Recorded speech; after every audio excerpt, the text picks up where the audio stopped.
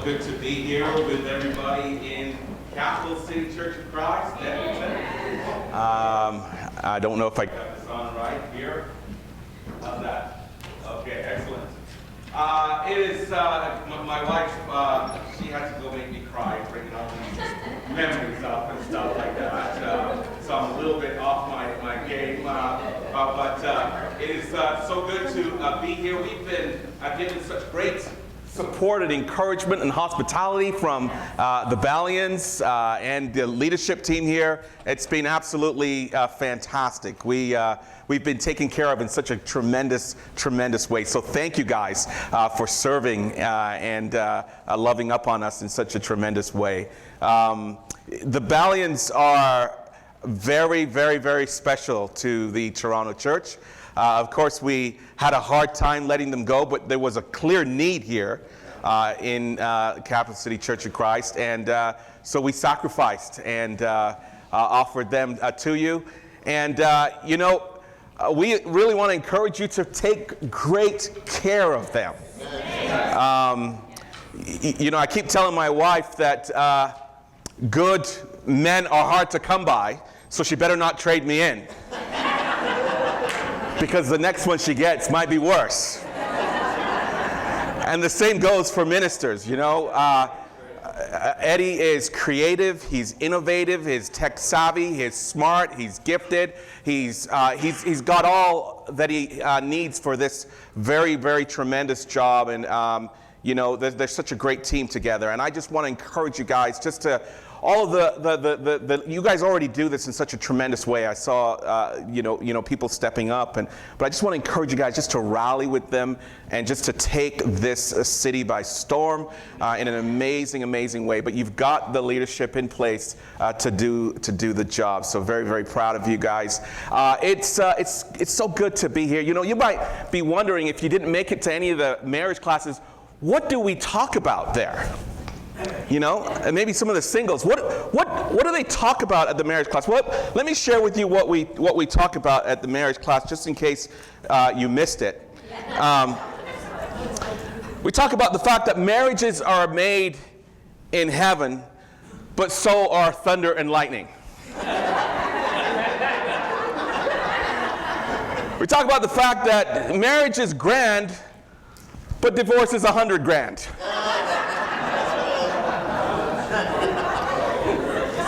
We talk about the fact that when a man opens the car door for his wife, it's either a new car or a new wife.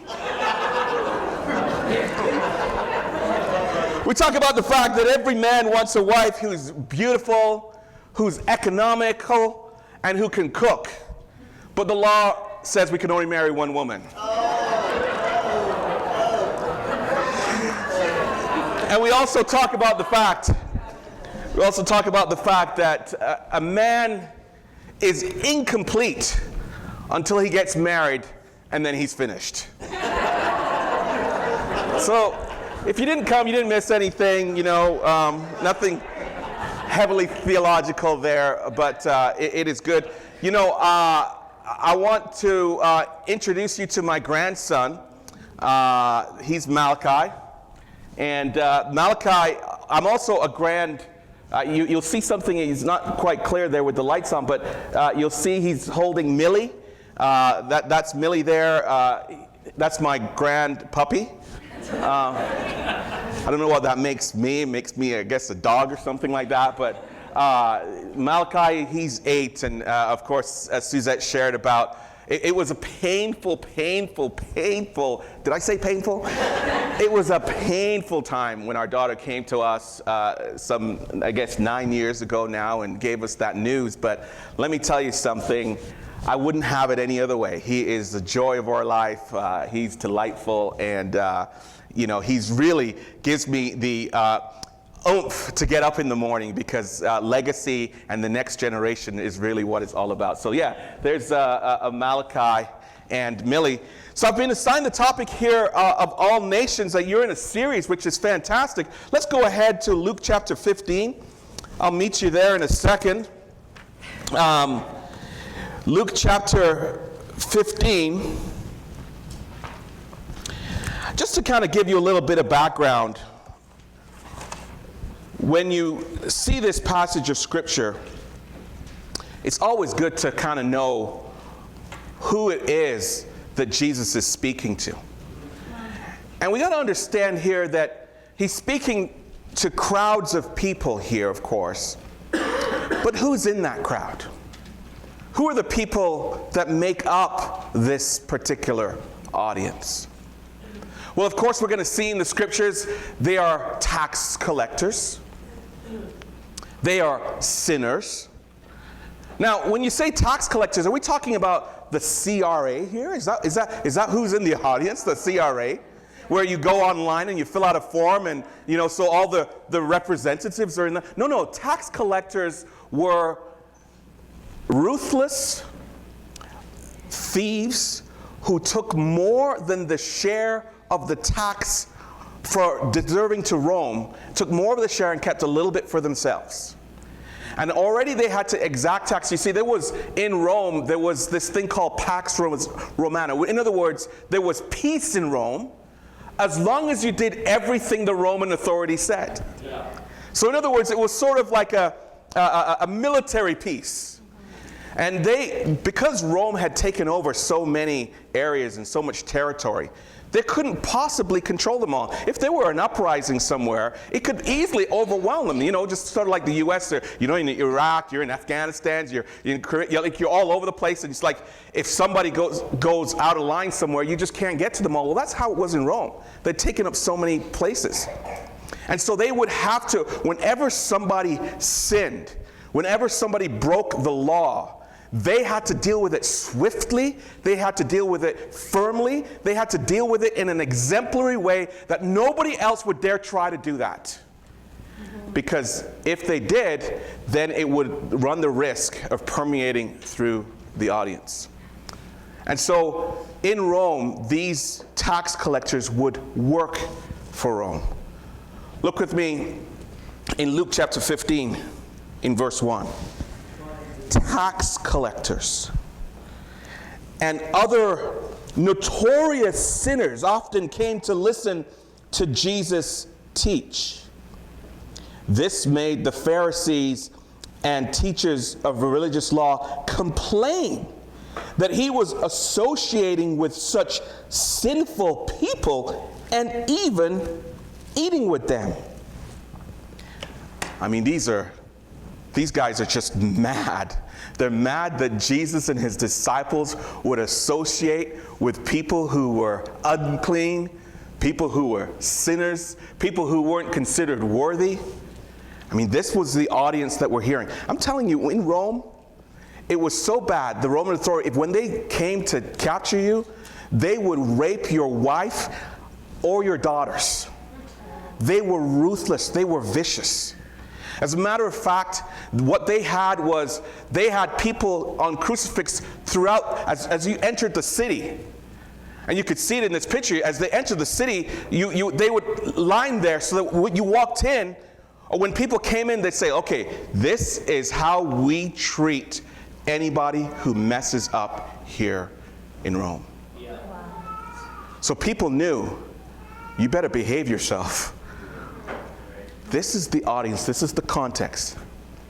This is who Jesus is talking to. He's talking to people who are petrified. He's talking to people who are scared. He's talking to people who don't understand anything about this concept of is it possible that a God could love them? This is who he's talking to. So we see here, and we continue going on,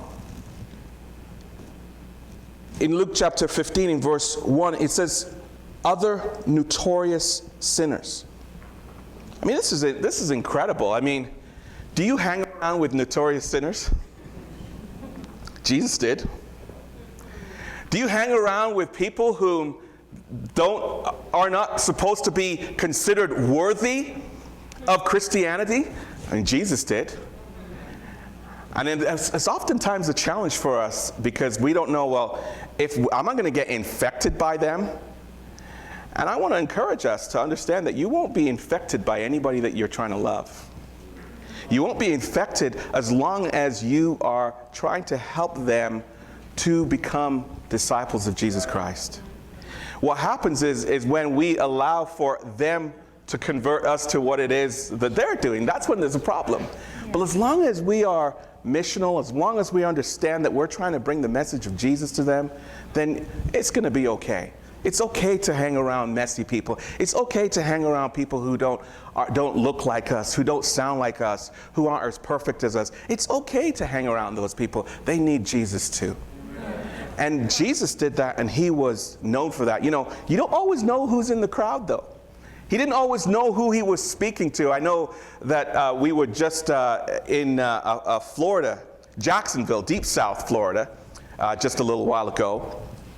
And we had some time before we were teaching our class, and the brother who leads the church, they says, listen, I got some tickets to a rally. I'm like, a rally? Yeah, one of the Republican candidates for president is coming to town.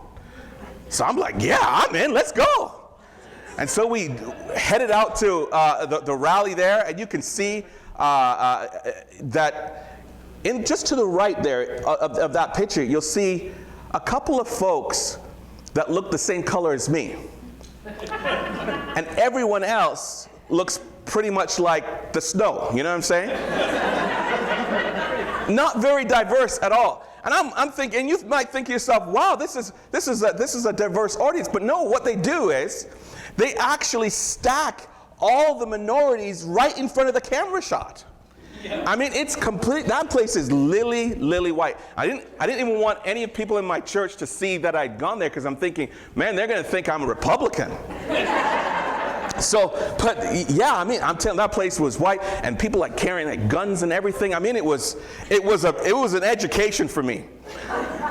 But just being there, sometimes people are in the crowds for different reasons. I have no desire to be a Republican. Wasn't a supporter of him, and he's not in the race anymore. But I wasn't a supporter. But I was just there for the crowd effect.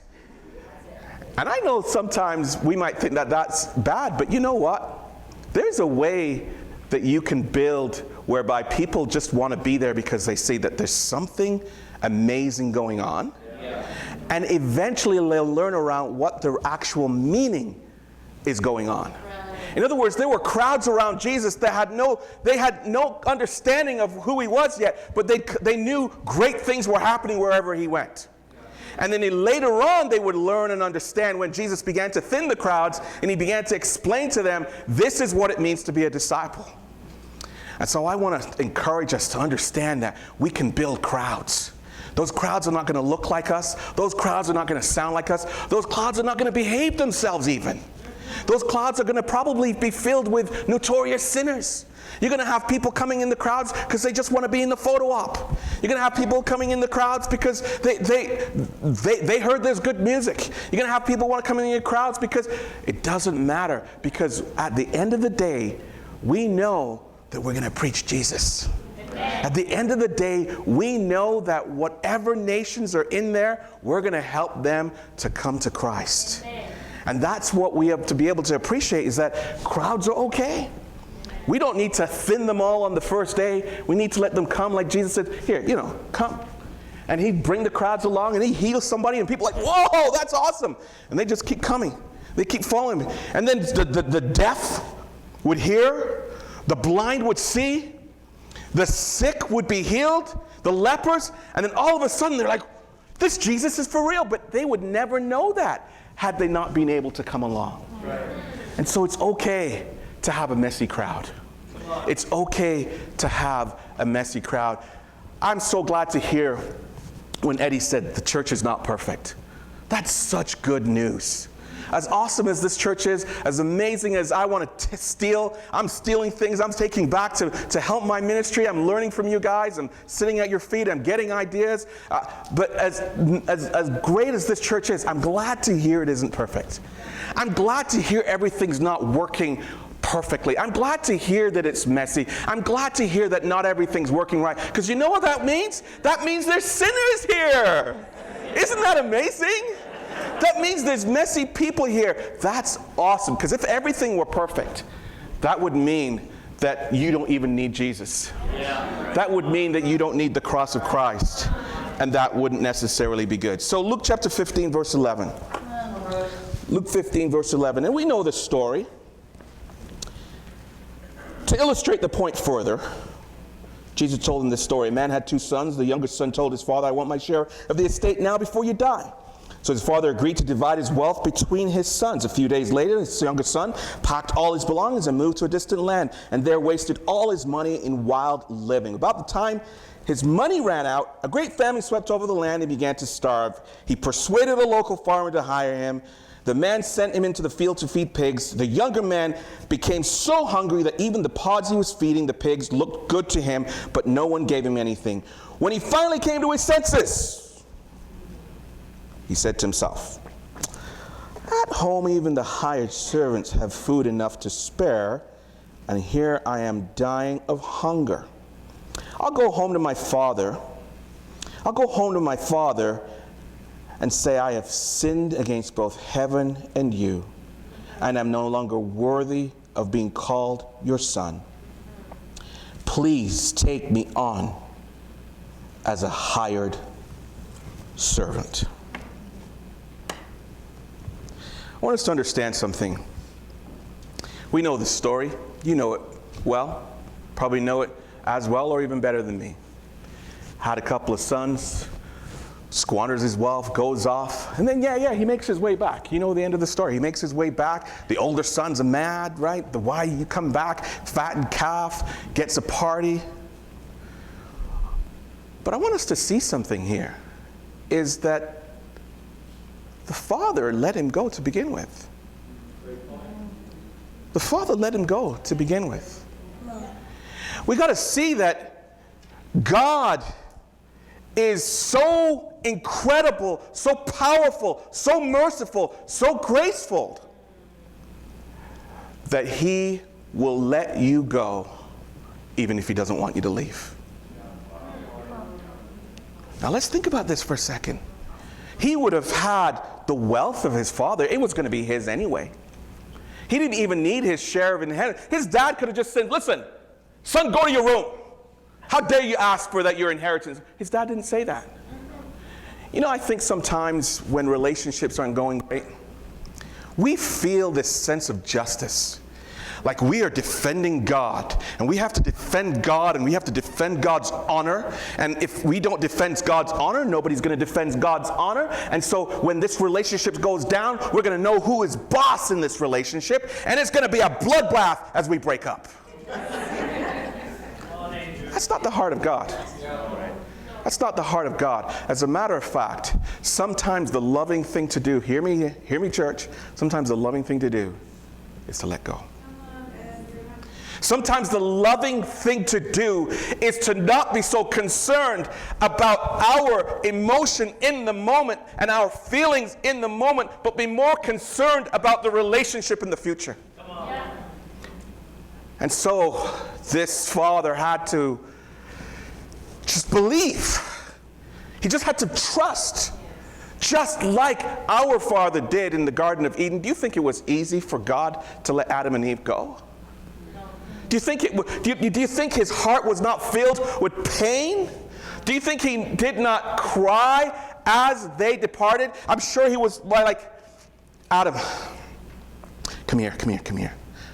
I know you got to leave, but here, I want one more hug. Eve, come here. Those fig leaves, okay, yeah. Okay, one more hug. You can't stay here, but I love you. We have got to learn how to break up with love. We got to learn how to have differences even with love.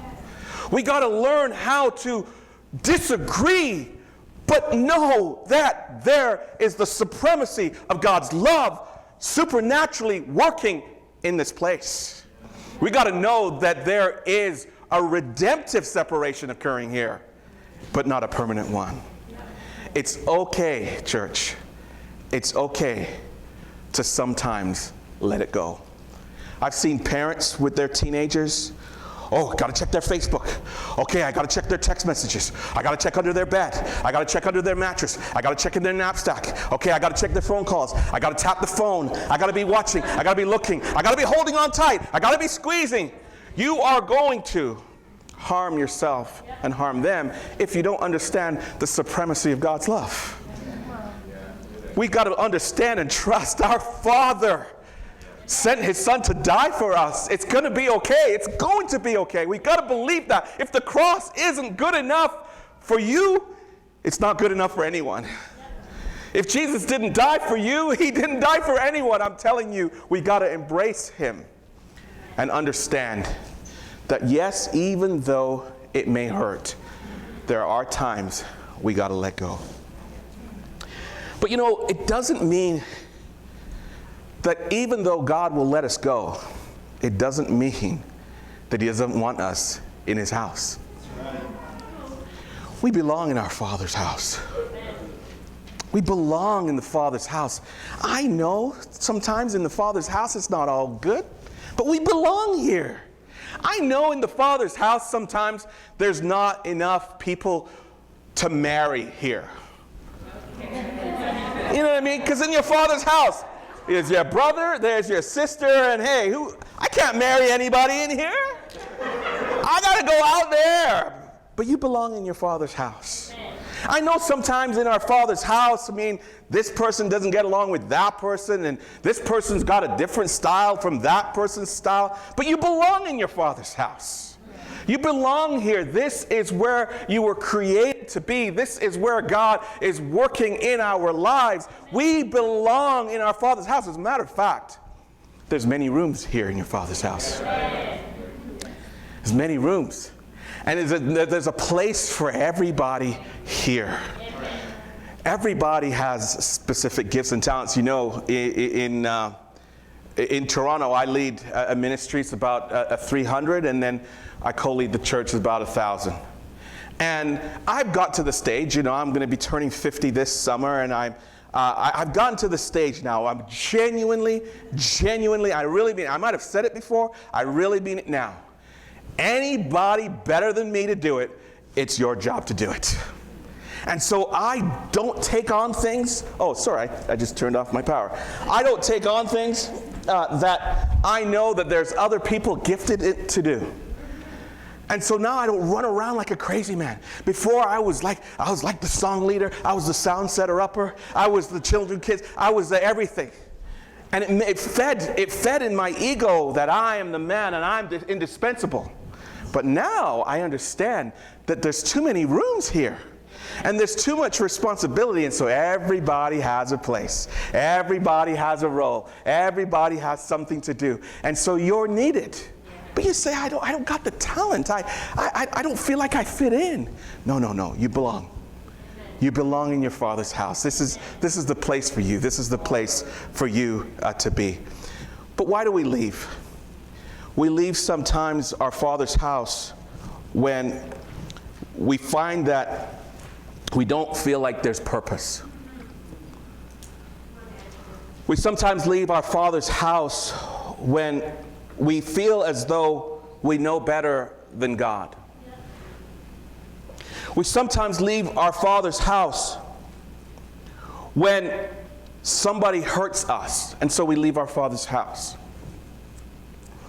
You know, interestingly about this particular story with the prodigal son, what's interesting about it is the older son is sitting there watching all this. And you know when he comes back, the oldest son is grumpy.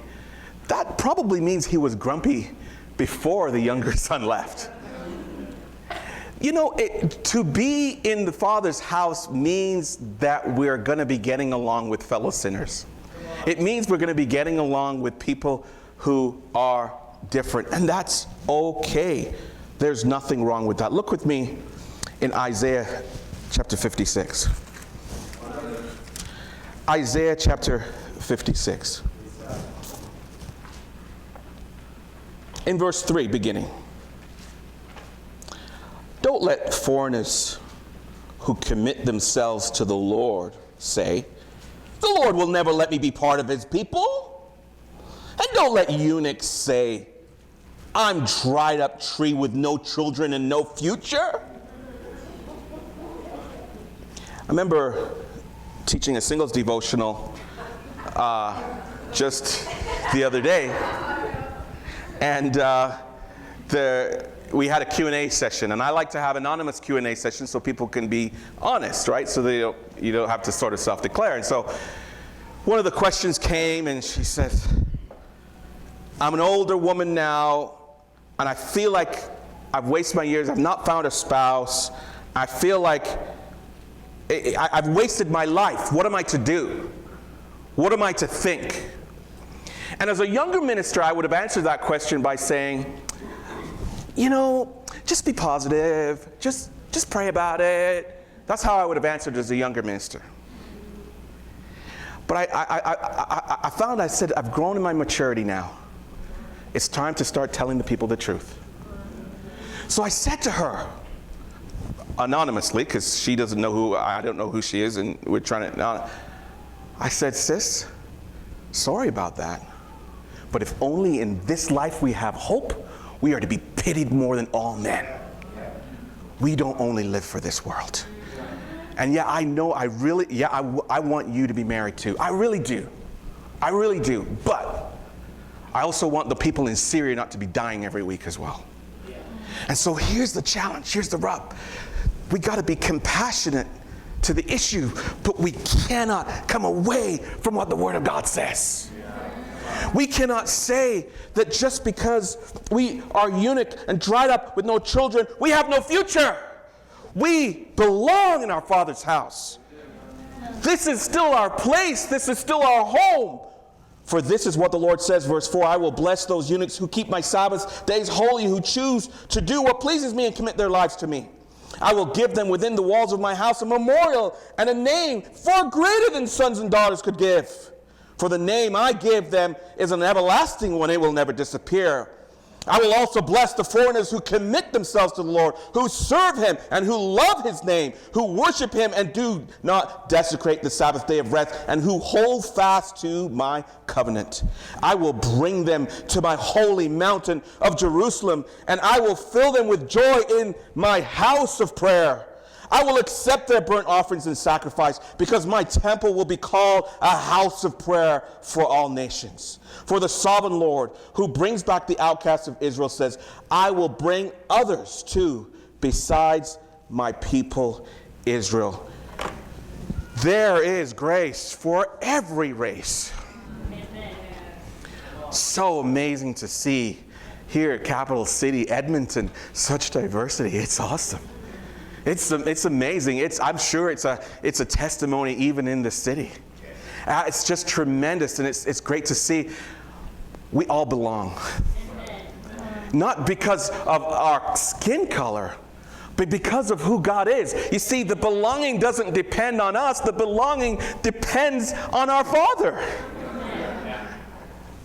I've been charged to talk about race in some different churches in the U.S. Pray for me or get me some body armor, I don't know. And, the challenges south of the border are unique in many ways. We have our own challenges here, too. But what I'm trying to communicate, what I'm trying to say to people is that we have to see color. We have to see color. To be colorblind is to be completely blind. We have to see color, but when we acknowledge the distinctive things in our cultures and then meld them together, what a testimony to the power of God like no other. Isn't that amazing? I mean, Paul would even say in Titus 1, he would say that Cretans, he said their own people would tell him that Cretans are liars and lazy brutes and gluttons. He was telling them that there's a cultural problem on the island of Crete. Do you think that you've somehow lived this life and escaped all of the challenges of your culture? Do you think you somehow live this life and your culture is sin-free? Come on. You know better than that. Come on. I know I was born in England, but I'm of Jamaican heritage. We got our problems. We got our problems. You know what I'm saying? But it doesn't. All cultures have their problems. I see our culture's problems every family reunion we have. It's like, okay, yes. I know it's all. I don't sense it in the church, but I see it when I have those. But we got to recognize that we've not escaped that. We all bring that. We all bring that, and we sometimes even bring that in the church. Because what you get in diversity of culture, it's not just you get diversity in skin color. You get diversity of thought. You get diversity of experience, diversity of journey. As you heard Suzette's journey, you have a journey.